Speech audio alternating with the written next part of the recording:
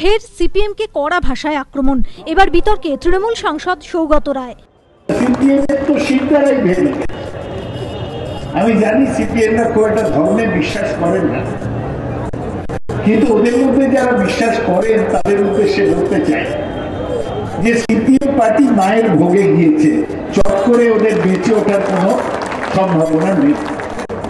কয়েক মাস আগে কলেজের পরিচালন সমিতির শীর্ষে থাকা আরাবুলের শিক্ষাগত যোগ্যতা নিয়ে প্রশ্ন তুলেছিলেন তিনি। এক নয় একাধিকবার সওয়াল করেছিলেন শিক্ষাগত যোগ্যতার পক্ষে। আর হবে নাই বা কেন? সুদীর্ঘ রাজনৈতিক জীবন ছাড়াও এই তৃণমূল সাংসদের শিক্ষাগত প্রোফাইল কিন্তু যথেষ্ট নজরকাড়া।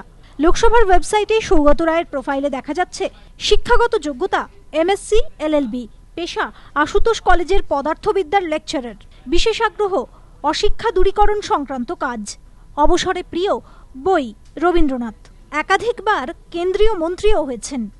এহেন সৌগত রায় যখন কলেজের গণ্ডি না পেরোনো আরাবুলের সমালোচনার পর দলে কার্যত কোণঠাসা, তখন তার পাশে দাঁড়িয়েছিলেন রাজনৈতিক প্রতিপক্ষরাও। প্রশংসার সুরে বলেছিলেন একজন শিক্ষিত রুচিশীল মানুষের কাছে এই আচরণই প্রত্যাশিত। কিন্তু রবিবার চিনার পার্কে সৌগতর আচমকা ভোলবদল চমকে দিয়েছে তাদের সকলকেই। কারোর যদি শীতদাঁড়া ভেঙে যায় তাহলে তো তাকে প্লাস্টার করে 3 বছর শুয়ে থাকতে হবে, তারপর তো ঘুরে দাঁড়াবে। সিপিএম তো শীতদাঁড়াই ভেঙে। আমি জানি সিপিএম খুব একটা ধর্মে বিশ্বাস করেন না, কিন্তু ওদের মধ্যে যারা বিশ্বাস করেন তাদের উদ্দেশ্যে বলতে চাই যে সিপিএম পার্টি মায়ের ভোগে গিয়েছে, চট করে ওদের বেঁচে ওঠার কোনো সম্ভাবনা নেই।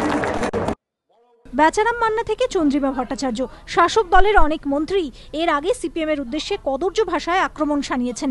কিন্তু রাজনৈতিক পর্যবেক্ষকদের মতে সেই সারিতে অধ্যাপক সৌগতর অন্তর্ভুক্তিটা তারা এত সহজে মেনে নিতে পারছেন না। জয়ন্ত পালের রিপোর্ট, এবিপি আনন্দ, কলকাতা।